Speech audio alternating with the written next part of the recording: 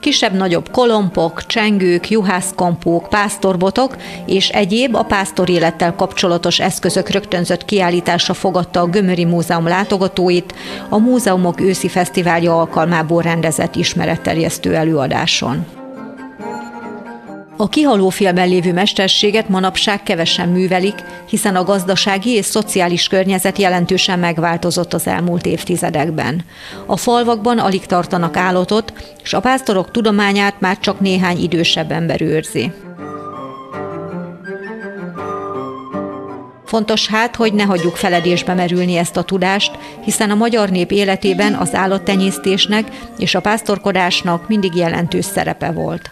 A pásztorok megismételhetetlen életformája, a munkájukhoz kapcsolódó szokások rengeteg kincset rejtenek magukban. Ebből a kincsestárból merített a Gömöri Múzeum rendezvénye, amelyet Katona Pál, Putnok város alpolgármestere nyitott meg, felidézve saját múltbéli emlékeit is a pásztorkodásról. Gyerekkoromban emlékszem is rá, 2-3 pásztor minden faluban voltak, hajtottak egy gulyákat, csordákat, kondákat, és úgy emlékszek rá, hogy ez egy ünnepség volt a faluban, amikor megkezdték kihajtani ő tavasszal az állatokat, és mi gyerekek is, felnőttek is szinte ezt a ünnepnek vettük, és a pásztorembert megbecsültük. A pásztorembert, ha jellemezni, én talán úgy mondanám, hogy olvastam, hogy 3 ismérője van a pásztorembernek, van a becsülete, van a munka szeretete, és van az állat szeretete. Ha a becsületét nézzük, elmondhatjuk azt, hogy gondoljunk csak bele abba, hogy a pásztoremberre 100-200 darab jószágot rábíznak, eléengedik, és ő elkezdi hajtani. És hónapokig ezt a gazdája nem látja, hónapokig ő valahol legelteti, pár hónap múlva ősszel visszatér vele, és akkor ugyanúgy átadja, sőt, gyarapodva átadja az állományt. Tehát a becsület itt van.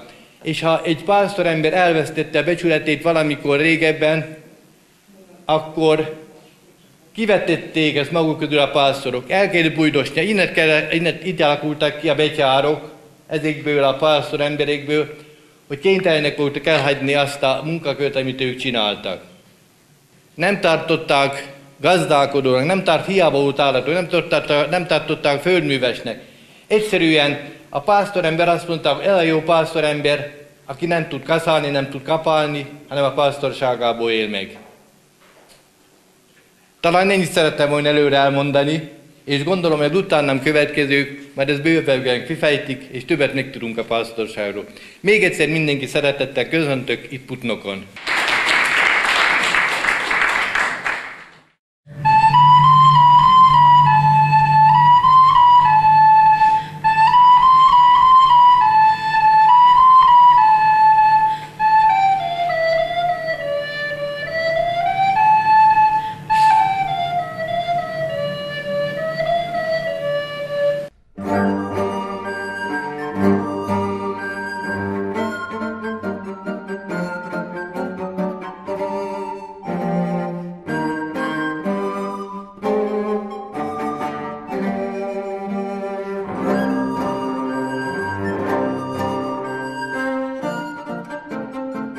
Süveges Imre a pásztorok zárt világába vezette be a hallgatóságot.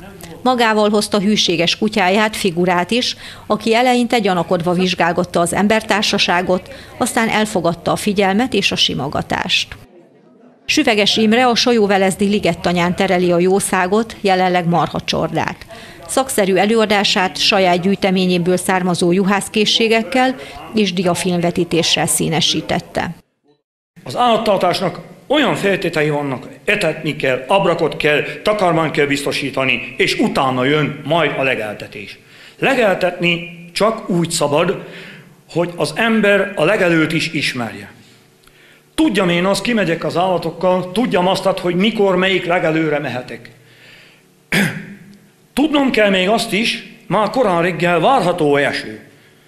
Várható az időjárásban esetleg változás.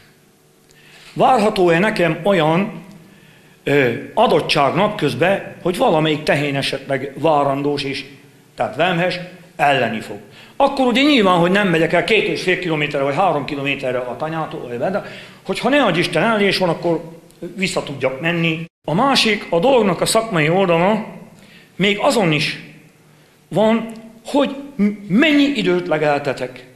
Mert a jószágnak, az állománynak úgy kell szépnek lenni, hogy ha kitöltöm tehát van egy bizonyos, elmondom, az állatot, körülbelül 4 óra az a óra mennyiség, amikor a szarvasmarháról, most én ugye gulyás, szarvasmarha gulyával vagyok, a 4 óra az a időtartam, amikor a szarvasmarha jól lakik reggeltől, mit tudom én, fél 6-tól vagy 6 órától, ugye 10, fél 11-ig.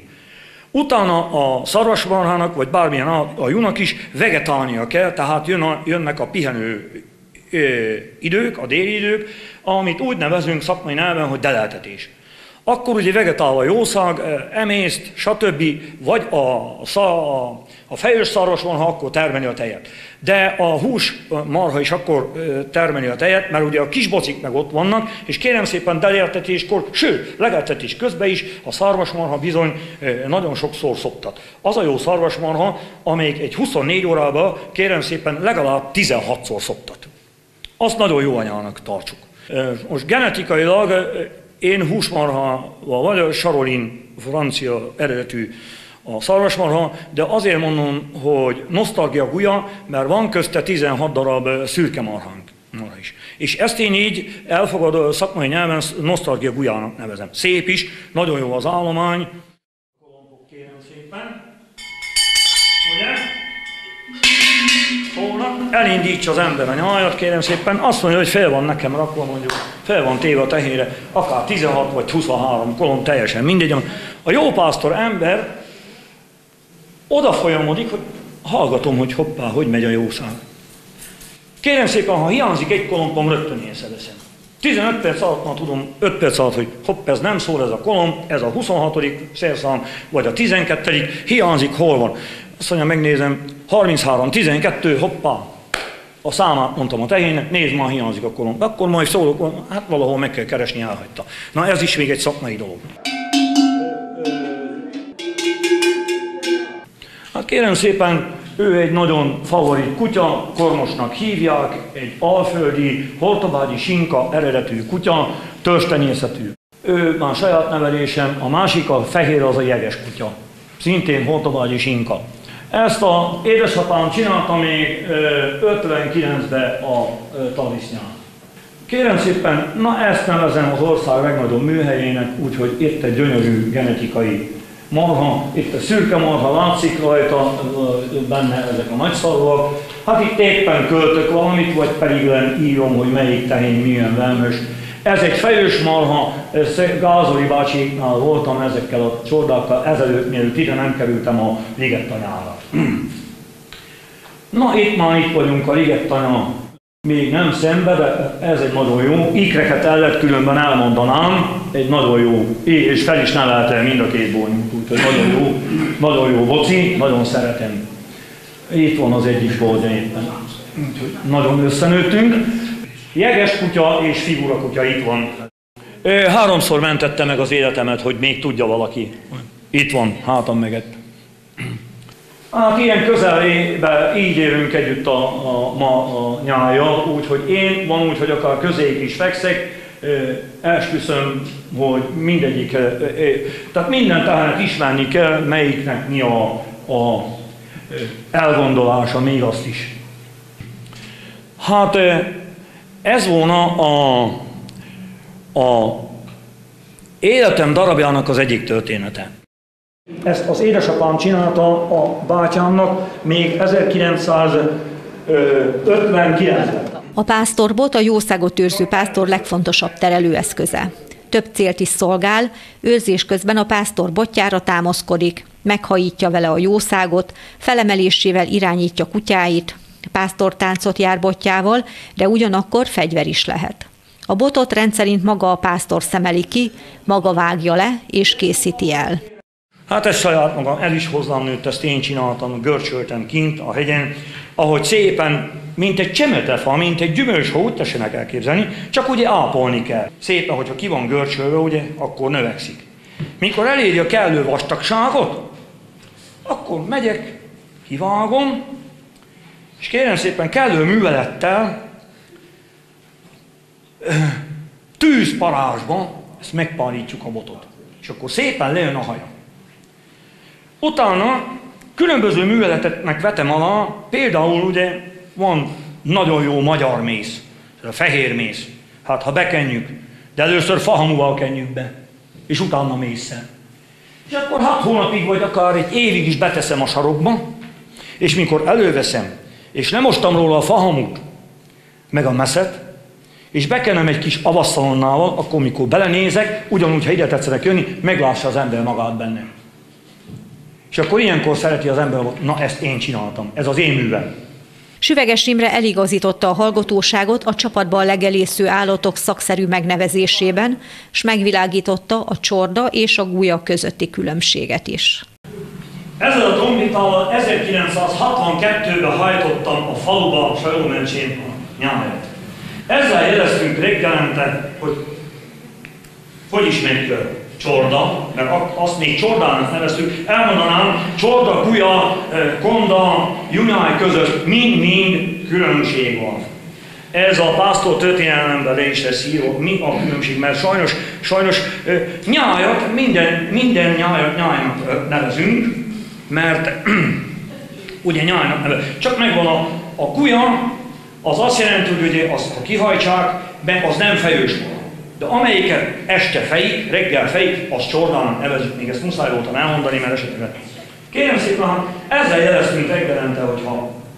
És hát mikor mit, ha trombitával voltunk, ugye eltudtuk, hogy hát Kejfersári Gültőnek hajts ki a tehenet, mert ilyen nóta is volt, de az is volt, hogy megismerni a kanászt, meg stb. Hát most itten ezen egyfajta monumenű, de azért mégis megszólaltatom, hogy azért hogy is nézett ez ki.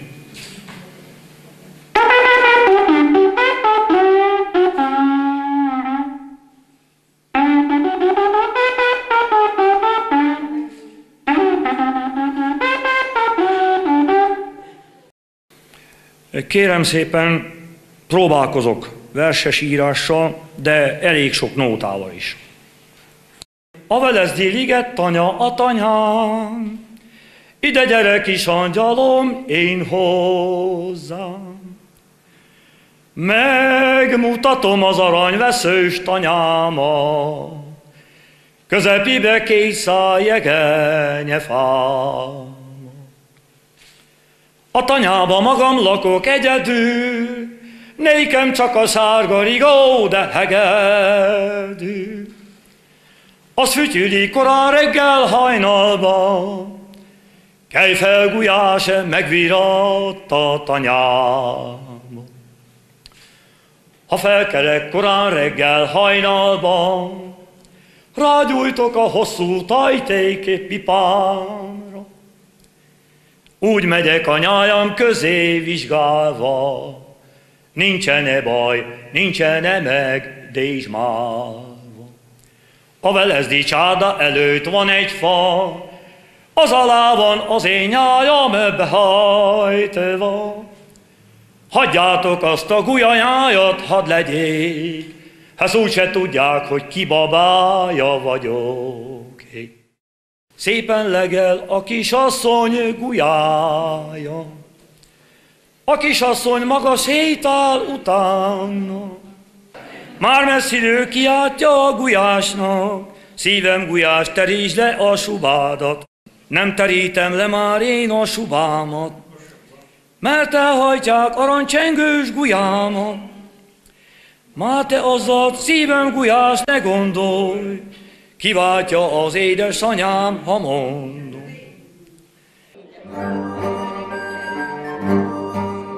A rendezvény végére Figura kutya már otthonosan érezte magát a múzeumban. Gazdája pásztor szokás szerint megtöltötte poharát jóféle 2001-es évjáratú pálinkával, majd kocintásra emelte.